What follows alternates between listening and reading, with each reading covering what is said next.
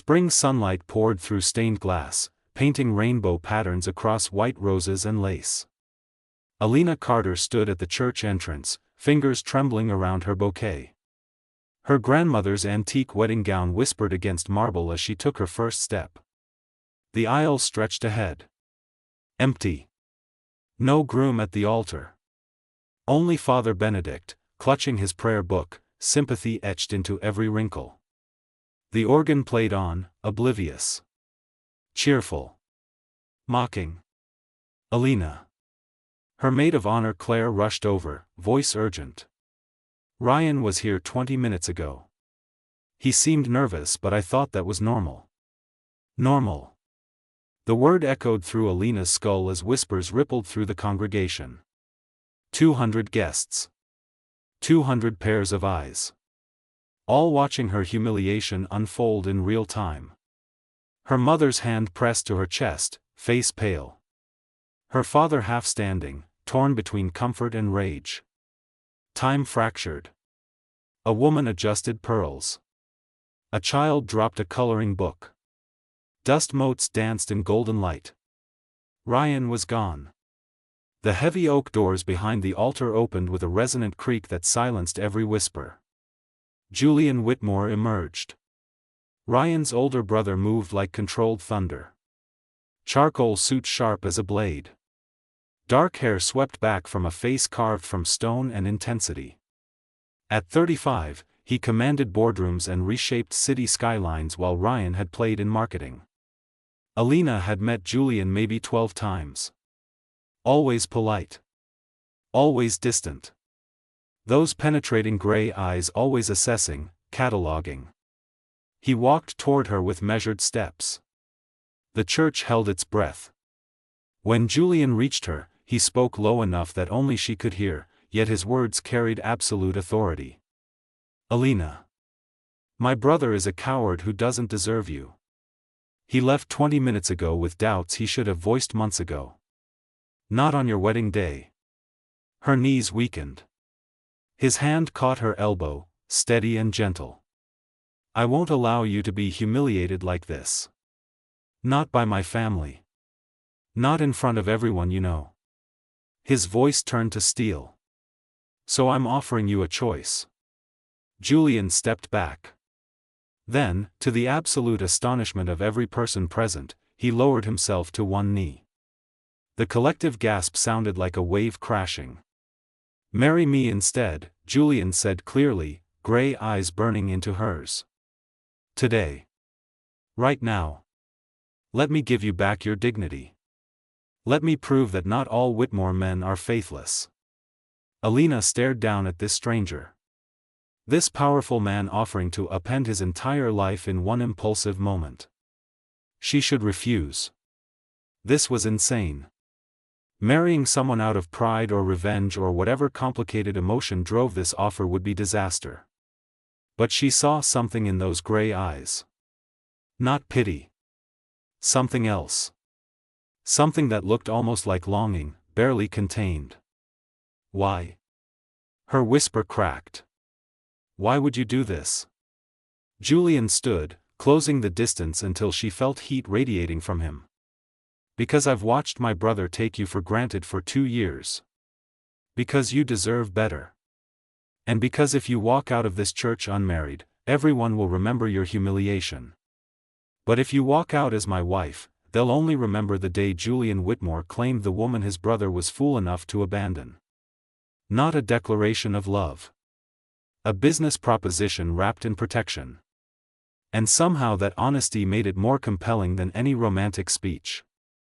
Alina looked past him. Her mother's tear-streaked face. Her father's clenched fists. Friends who had traveled across the country. She imagined walking out alone. Canceling the reception. Months of pitying phone calls and awkward encounters. Then she looked back at Julian Whitmore.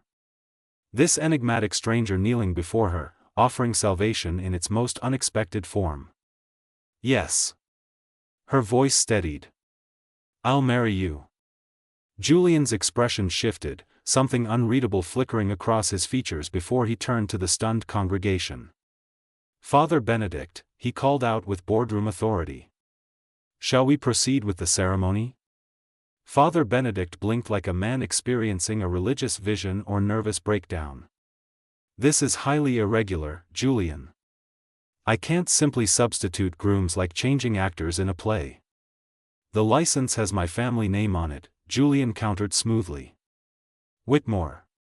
The contract is with the family, not specifically with Ryan. And Alina has consented. Unless there's a legal impediment, I see no reason why we can't continue. The elderly priest looked to Alina, expression gentle. My dear, are you certain? Marriage is a sacrament, not a performance. Alina felt Julian's presence beside her. Solid. Unshakable. She thought about Ryan, who promised to love her then fled rather than face his doubts. She thought about this man who barely knew her but would bind himself to her rather than see her destroyed. I'm certain, Father. What followed felt like moving through a dream. Alina walked down the aisle on her father's arm, though he kept whispering urgent questions she couldn't process. Julian waited at the altar, posture relaxed but eyes tracking her every movement with an intensity that warmed her skin. The ceremony proceeded with surreal efficiency. Father Benedict spoke traditional words with slight hesitation. When he asked if anyone objected, silence was absolute and charged with disbelief. Julian's responses were clear. Unhesitating. When it came time to exchange rings, he smoothly produced his own signet ring and slipped it onto Alina's finger. Too large, spinning loosely, but the warm gold felt strangely right. I, Julian Alexander Whitmore, take you, Alina Rose Carter, to be my lawfully wedded wife. Something in his voice sounded less like obligation and more like claiming. Alina repeated her vows, voice gaining strength with each word. When Father Benedict pronounced them husband and wife, Julian cupped her face with both hands and kissed her with a gentleness that contradicted everything about his commanding presence. Brief. Appropriate for church. But Alina felt it down to her toes. Heat there, carefully controlled. A promise of something far more complex than either was ready to acknowledge. They turned to face the congregation as husband and wife. Kaleidoscope of reactions. Her mother weeping. Her father thunderous. Claire shell-shocked. And Ryan's parents frozen in horror in the third row. The reception at the Whitmore estate proceeded with fever dream quality. Guests expecting one wedding attended something entirely different. Julian moved through the crowd with usual confidence, hand possessively at Alina's waist, deflecting questions with smooth expertise. Only when they were finally alone in Julian's car, driving toward his downtown penthouse, did reality settle around Alina like morning frost. What have we done? She stared at the too large ring. Julian's hands tightened on the steering wheel. We've given ourselves options. This marriage can be whatever we decide it will be, Alina. An arrangement. A partnership. Or something more. But what it won't be is a source of your humiliation. Alina turned to his profile, sharp against passing streetlights. You don't even know me. I know enough. Something in his tone suggested he knew far more than she realized. They pulled up to a sleek glass tower.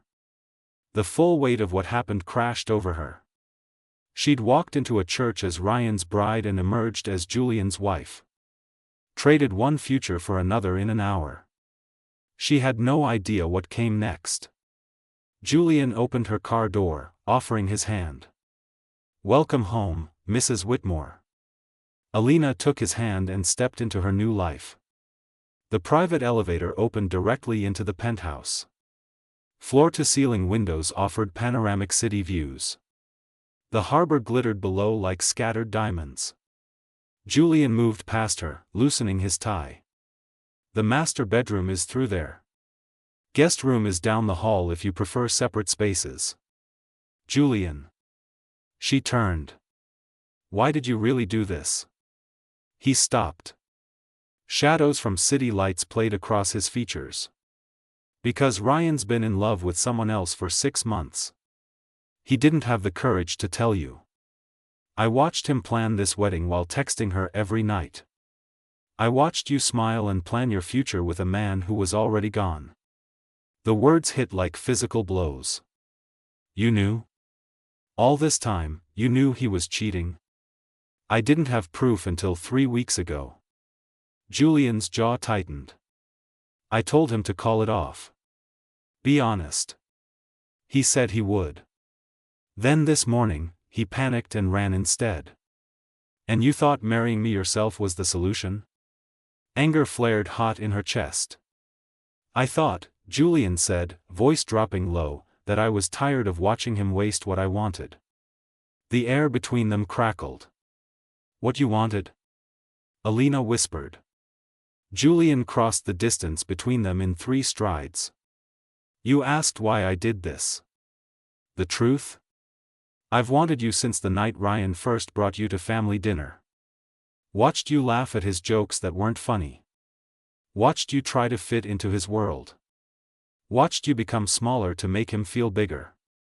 His hand came up, fingers grazing her cheek. Today gave me an opportunity. Selfish. Calculated. But I took it. And I won't apologize. Alina's breath caught. This is insane. Yes. His thumb traced her bottom lip. But you said yes anyway. So maybe we're both insane.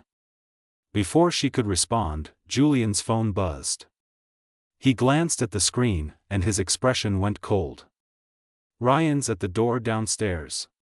He wants to talk. Julian's finger hovered over the phone. Do you want to see him? Alina's stomach twisted. Part of her wanted answers. Another part wanted to never see Ryan's face again. Let him up. Julian's expression hardened, but he pressed the button. 5 minutes. Then he leaves. The elevator ride felt eternal. When the doors opened, Ryan stumbled out, still wearing his wedding suit, hair disheveled, eyes red-rimmed. Alina, thank God. He moved toward her, but Julian stepped between them, a wall of controlled fury. You have 4 minutes and 30 seconds, Julian said quietly. Choose your words carefully. Ryan's gaze darted between them, landing on the ring spinning loose on Alina's finger. His face crumpled. You actually married him? My brother? What did you expect? Alina's voice shook. You left me at the altar, Ryan. In front of everyone we know. I panicked. Ryan's hands shook. Cold feet. Everyone gets cold feet, right? But I came back. I'm here now. We can fix this. Fix this? Alina laughed, the sound brittle. How exactly do you fix abandoning your bride? We get the marriage annulled. Ryan looked at Julian. You didn't consummate it yet, right? So it doesn't count. We can pretend this never happened. Julian's jaw clenched. Get out. This is between me and Alina. Ryan tried to step around him. No. Alina's voice cut through the tension. Julian's right. You need to leave. Baby, please. Ryan's voice cracked. I made a mistake. But we've been together 2 years. That has to mean something. It did mean something. Alina felt tears burning. Until you walked away. Until you proved that when it mattered most, you didn't choose me. And he did? Ryan gestured wildly at Julian. My brother who barely speaks to you? Who looks at you like you're a business acquisition? You think this is real? More real than whatever we had, Julian said coldly. Because I showed up. Ryan's face contorted. You wanted this. Admit it. You've always been jealous of me. Jealous? Julian's laugh was harsh. Of what? Your trust fund job. Your string of failed responsibilities. The only thing you ever had that I wanted is standing right here. And you threw her away. The words hung in the air like smoke. Ryan's expression shifted to something ugly. You think you know everything, don't you? Playing the hero. But you don't know the whole story. Then enlighten us, Julian said softly. Dangerously. Fine. Ryan turned to Alina, something desperate and cruel in his eyes. You want to know why I couldn't go through with it? Because I'm in love with someone else. Have been for 6 months. Her name is Sophie. She's 3 months pregnant. The world tilted. Alina heard herself make a sound, somewhere between a gasp and a sob. Julian's hand found her waist, steadying her. And you were going to marry me anyway? Her voice sounded distant to her own ears. Knowing you had a child on the way with someone else? Sophie and I are complicated. Ryan's words tumbled out. She's not wife material. Not like you. I thought I could have both. The respectable marriage mom and dad wanted Anne. Julian's fist connected with Ryan's jaw before anyone saw it coming. Ryan staggered back, hand to his face, blood trickling from his split lip. Jesus, Julian. You have 30 seconds to get out before I do worse. Julian's voice was glacier cold. And if you ever contact Alina again, I'll make sure you lose everything. The trust fund. Your position at the company. Your apartment. Everything. Ryan looked between them, something broken in his expression. You deserve each other. Both so desperate for something real you'll pretend this sham means anything. He stumbled into the elevator. The doors closed on his bloodied, bitter face. Silence crashed down. Alina stood frozen, her grandmother's lace gown suddenly feeling like a costume. A joke. She'd been so blind. So pathetically blind. Alina. Julian's voice was gentle now. Careful. Don't. She held up a hand. Don't be kind to me right now. I can't handle it. He's a coward and a liar. Nothing about this is your fault. Isn't it? She laughed, the sound sharp enough to cut. I was so busy planning seating charts and cake flavors that I didn't notice my fiancé was building a whole separate life. You loved him. That's not a crime. No. Alina met Julian's eyes. But marrying you to avoid humiliation might be. Something flickered in his expression. Having regrets already, Mrs. Whitmore? Are you? She stepped closer, anger and pain and confusion swirling into something reckless. Because you just bound yourself to your brother's leftovers. His discarded bride. How does that feel? Julian's hands came up, framing her face, forcing her to meet his gaze. You're not discarded. You're not leftovers. You're the woman who deserved better than what he could give. And if you think I see you as anything less than exactly what I claimed today, then you weren't paying attention at the altar. You don't even know me, she whispered. Then let me learn. His thumb traced her cheekbone. We have time now. All the time we need. This is crazy. This whole thing is crazy. Yes. His forehead touched hers. But we're in it together now. For better or worse. That's what we promised, remember? Alina's hands came up, gripping his wrists. I don't know how to do this. Any of this. Neither do I. Julian's admission was quiet. Honest. But I know I don't regret it. Even now. Even with everything. I don't regret you. Before she could respond, her phone buzzed. Then again. And again. A flood of notifications lighting up the screen on the entry table. Julian picked it up, his expression darkening as he read. The wedding. Someone posted photos. It's everywhere. Social media. Local news. Billionaire claims abandoned bride. They're calling it the wedding of the year. Alina felt sick. So now I'm a viral story. Perfect. There's more. Julian's voice went flat. Your father just texted. He wants to meet. Tomorrow. Says there's something about my family you need to know before it's too late. The diner was deliberately chosen. Neutral ground. Fluorescent lights and vinyl booths, a world away from Whitmore elegance. Alina's father sat across from her and Julian, hands wrapped around a coffee cup, knuckles white. He'd aged 10 years overnight. Dad, what's this about? Michael Carter's eyes met hers, filled with something that looked like grief. I should have told you months ago. Years ago. But I was a coward. He looked at Julian. Your grandfather. Thomas Whitmore. Did he ever mention the name Catherine Carter? Julian's expression went carefully blank. No. She was my sister. Michael's voice cracked. Your grandfather's secretary back in 1987.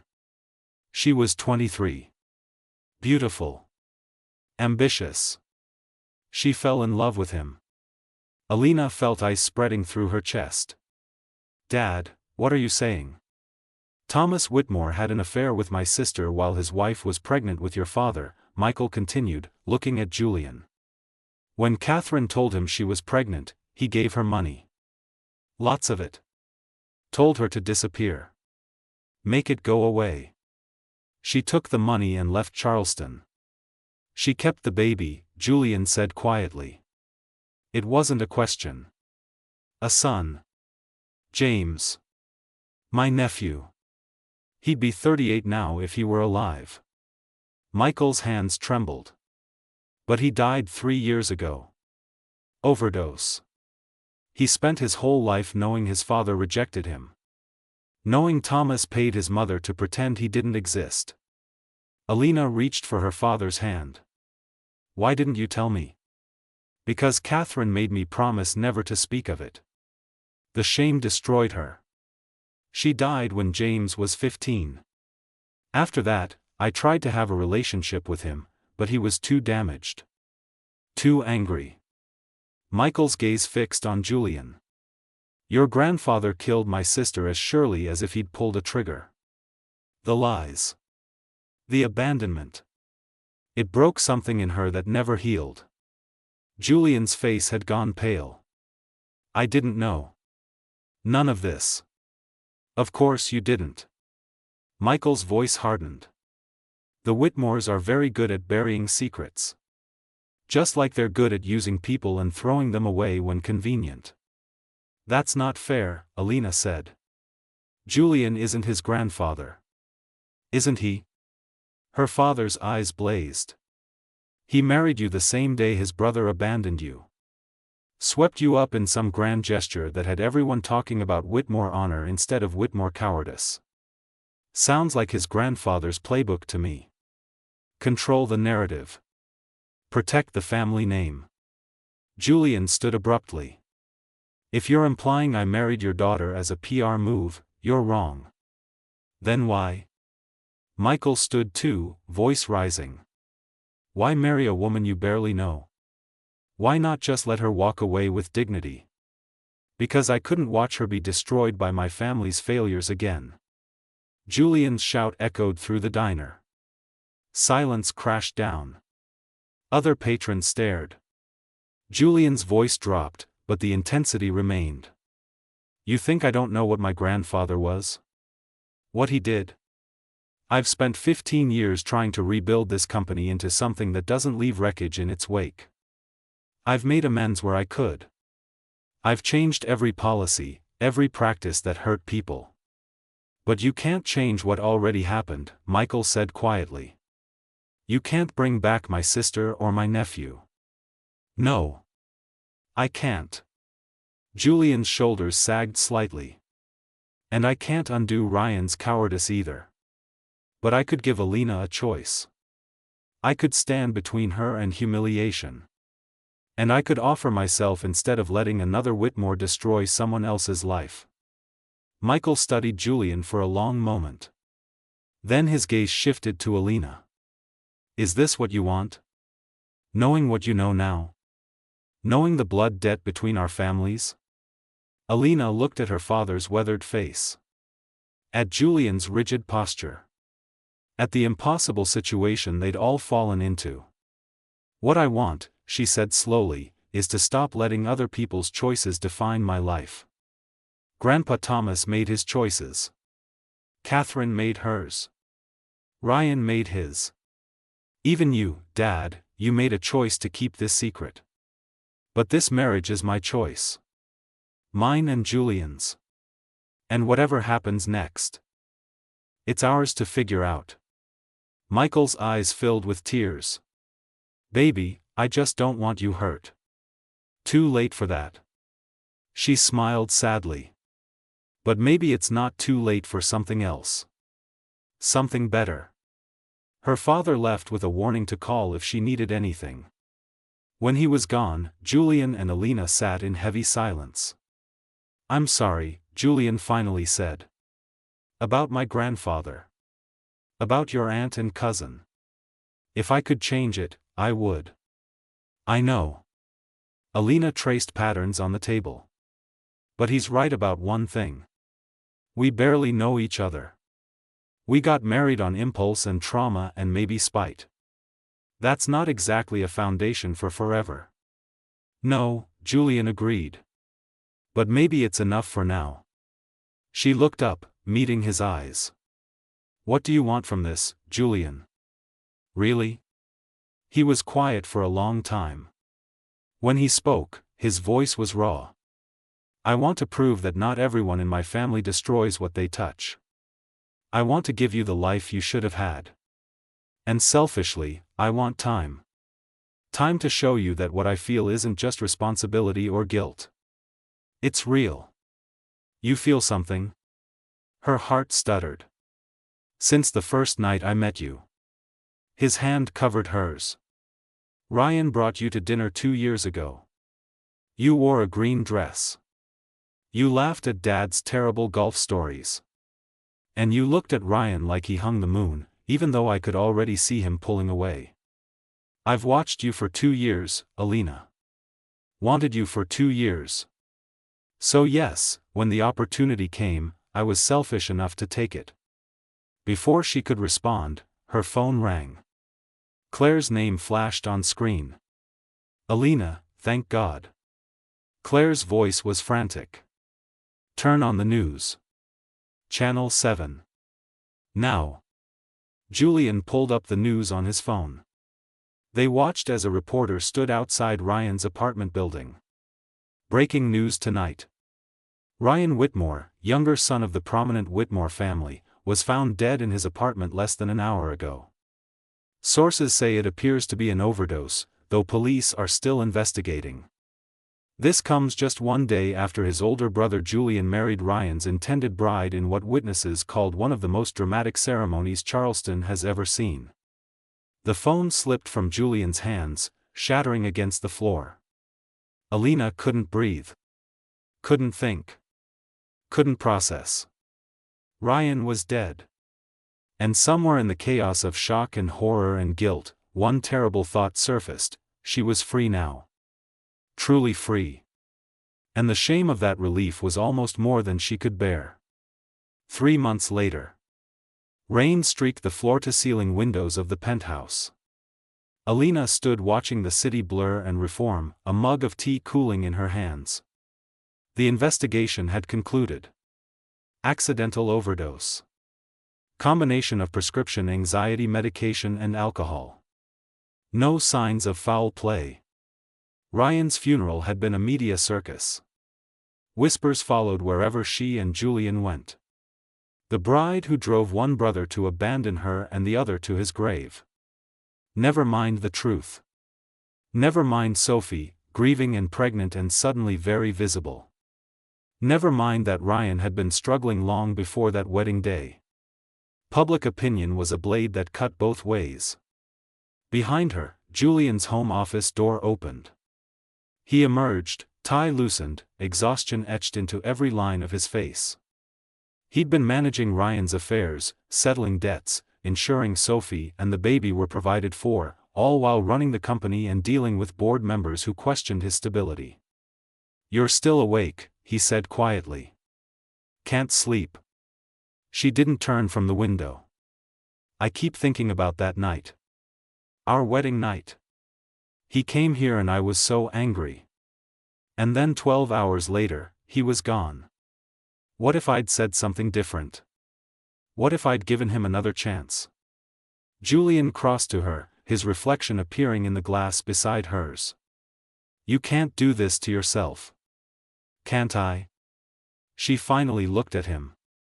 "We played a part in this, Julian. Both of us. That confrontation. The things we said. What if that pushed him over the edge?" Ryan made his own choices. He'd been using for months. Sophie confirmed it. The wedding was just the tipping point, not the cause. Julian's hand touched her shoulder. "But you don't believe that, do you?" "I don't know what I believe anymore."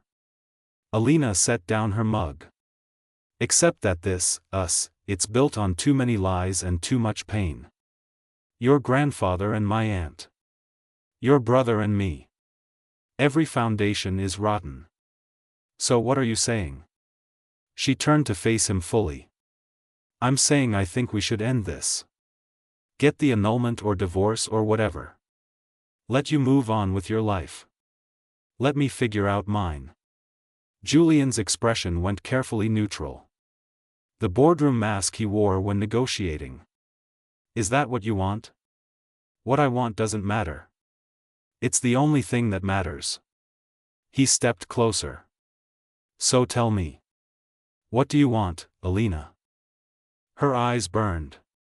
"I want to not feel guilty every time I'm happy with you. I want to not see Ryan's face every time we laugh together. I want to not wonder if I'm just another obligation you're fulfilling out of family honor." "You're not an obligation." "Then what am I?" She searched his face. "Really? Because these past 3 months, living here, learning you, I've started to feel things I have no right to feel. And I don't know if it's real or if it's just trauma and proximity and the fact that you've been kind to me when you didn't have to be." Julian's hands came up, cradling her face like she was something precious.